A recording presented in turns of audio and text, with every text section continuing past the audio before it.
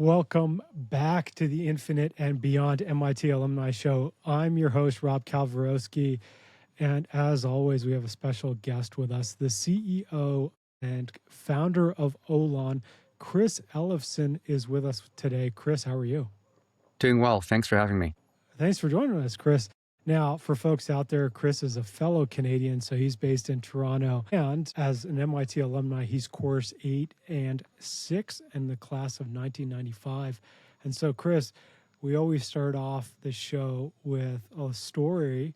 Can you tell us about your journey from MIT to where you are today? Yeah, after leaving MIT, I went on to grad school at University of British Columbia, where I concentrated in computer graphics and doing rendering and modeling. From there, I moved to Toronto and had a job doing image-guided surgery and doing the rendering side for volumetric visualization of MR and CT data, and moved from there on to enterprise software and a visual effects studio and a handful of other software companies, and then decided to start my own business. And at that point in time, I was doing fractional CTO work, where I had an opportunity for a couple of companies to come on as a fractional CTO. At that point in time, Toronto had a much smaller tech scene, and probably from people in the States, not like Silicon Valley, but there's a lot of what we called it, I was calling it micro startups that had the need for senior technology leadership without the need for the full time or the budget for the full time of that. And that's where I got started. And Chris, I mean, you've been in tech for a really long time. Like, what do you think about the current state of AI?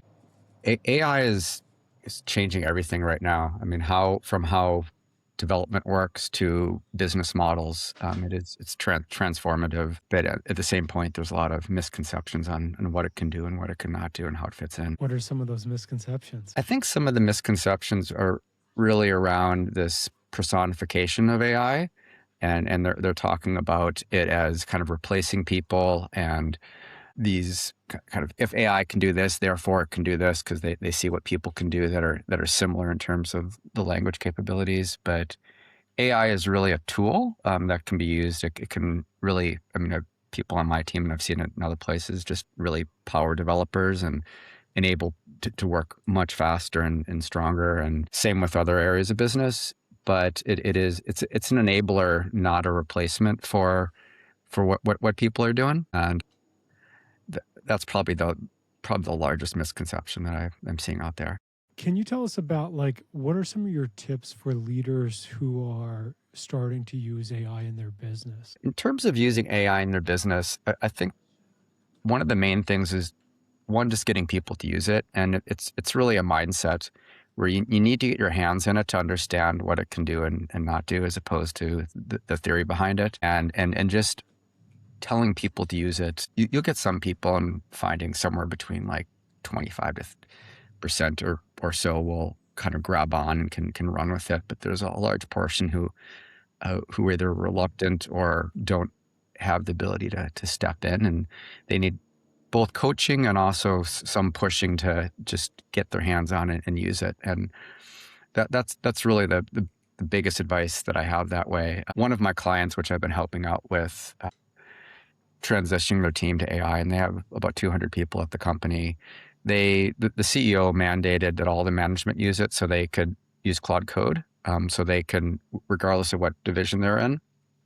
And all of them did a great job. And 2 months later, had to demo amongst the whole management team what they've done and demonstrate how they're using it. And everyone had really strong examples. And at the beginning, some were hesitant, and it's that mindset to get in there with your hands and really use it and see what it can do. Chris, obviously we're in this real moment of developing the future, and what is the future going to look like? Like, what are your thoughts on where AI is going? In terms of where it's going, I mean, even in the last 6 months, it's made huge improvements on where it's going. But I think that the stack, I guess, within the technology stack and where it's going, it's starting to move up stack. And what I mean by that is, if you look back at, say, that when I was in school in the 90s, the there's all this with chips. There's all this selling a computer was about how fast how fast the CPUs were and how much RAM it had. And when it got to some point, it didn't really matter anymore. And the information changed, and Apple changed this, and some other vendors really changed this into more what it can do and how it can be productive to help businesses. And I think AI is kind of at that stage right now where there's a lot of energy being put on the models and what they can do and what the benchmarks are. And I think that's going to shift to really being the layer above that, where the frameworks and the use cases and the areas that can really help places out. And I think you're going to see a lot of vertically specific companies come out there that can help enable many people and companies in their areas of expertise, and combining that domain knowledge with the AI skill sets, as opposed to just looking at the engine. I think that's kind of where, I mean, it's where machine learning was first used, was very domain data specific industries. And I think a lot of the success right now is that way. Like, why do you think folks are gravitating to this Gen AI overarching theme? I think it's similar going back to the personification, where when the ChatGPT 3.5 came out, it was such a shift from what could be done before. And it really showed people who are non-techie what can be done. And it felt to many people, especially who don't understand what's going on under the hood, as magic. And as a result, just so much has been put into that. And there is a lot of power there, but at the same point, it needs to be focused for where companies can get return on investment. And right now, there's a lot of like throwing things against a wall. Let's see what sticks, and companies spending enormous amounts of money on tokens that doesn't necessarily get the ROI behind it. So you're not token maxing? Not token maxing, no. Yeah, I mean, there was that MIT study that came out, I want to say roughly 6 months ago, where they said 95% of companies aren't getting a return on investment on their AI spending. Like, why do you think that is? I think the biggest thing about why those companies aren't getting it is, in order to really have an impact on ROI, you need to have a change in process and a change in how companies work.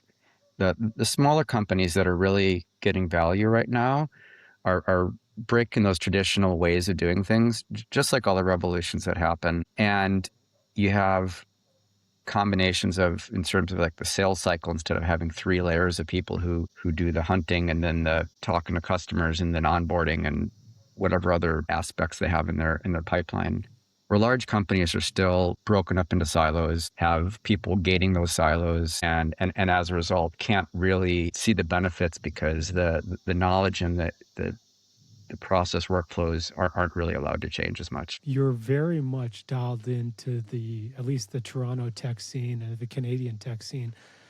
What do you see as elements that make successful founders? In terms of elements that make successful founders, I mean, couple aspects. One is, just like back at MIT, everybody works hard, and that's really important. But also finding, say, one thing that I learned early on with the fractional work was that the technology, which is my area of expertise, isn't the really driving force of the make or break of the company. It's really more on the combination of having the right strategy, having the right connections, and on the sales side. And the people who can really understand the market they're going into and find that product market fit, but also be very pragmatic and being able to hone in and focus on what's important and what's not, and then executing on that, so that the technology is an enabler, but it's really about finding that niche that's unexploited in the market and being able to leverage your own connections and knowledge to take advantage of that. That's why we're trying to build the show and build that MIT community, so we can all leverage connections. Chris, on that note, like, who would be helpful for you to meet in the MIT community?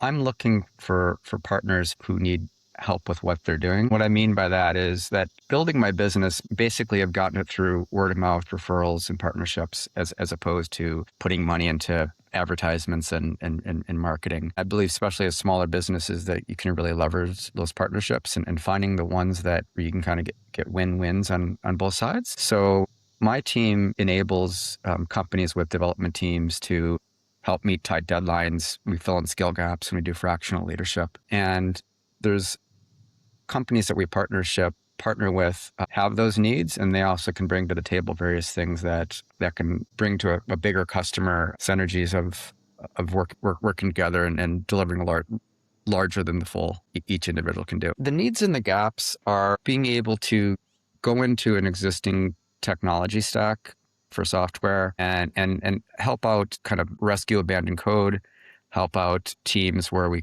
can work directly with their team, the way that they work in their process and framework for short bursts where they might not need full-time developers, and also bring technology leadership to smaller teams where they either had someone leave or have a need with a small development team who needs that senior leadership help. So folks out there, so if you want to learn more a little bit about what Chris does, you can go to Ollon.ca. You can find that in the podcast notes. Now, Chris, you used to be a gymnast at MIT. Like, can you tell us, what have you taken from gymnastics that you apply now as a tech executive? I think it's one of the biggest things I learned with gymnastics early on is that you don't succeed the first time and you got to be persistent. One, when you're learning new moves for gymnastics, you end up failing dozens and dozens of times before you first time you get it right. And you need that persistence, but also paying attention to what went wrong and how to adjust the next time around so the same type of failure doesn't happen. And also there's also a little bit of overcoming fear, where there's aspects where your body's telling you, I don't know if I want to be doing this. How did you get over the fear? I'm not sure that's it, but just getting down and doing it and practicing kind of build up exercises to get to the bigger move. Chris, now something we like to do on this show, it's I mean, obviously we've asked you, who would you like to meet?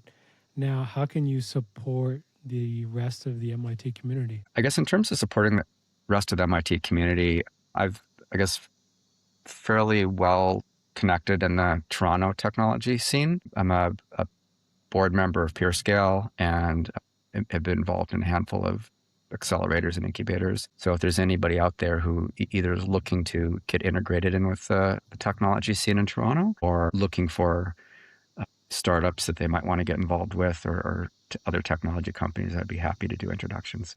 With all the chaos in the world, how can we capitalize on it? With all the chaos in the world, there's always going to be change, and there's going to be ways to find spots in between to take advantage of that. And right now with AI, everything, how things are done are changing. And I guess the most important part is kind of keeping up with that change and paying attention to where to identify those gaps of things that can be done that weren't done before due to the new technology. Chris, on that note, I kind of want to get back to, like, when you think about a problem and how to address it with AI, do you recommend starting at like first principles, or how do you recommend approaching it? Partly depends on what type of AI, assuming that large language model type of AI that we're talking about, it's different than anything else. That's like it's a paradigm shift in thinking. Probably the most important thing going into it, other than just getting your hands dirty with it, is really thinking about what context to give it. So you need to really supply it the right context, and which is both data and instructions for information, as well as figuring out where it's appropriate and where it's not. Where the more my team has been working with it, the more we find that there's many cases we thought it was good for, and it's not, and you have to push it into code and use it to create code. So these hybrid systems, which are doing code and AI, and finding out what it's good at and not. Because it's not deterministic. It doesn't deal with getting things right all the time or consistent all the time.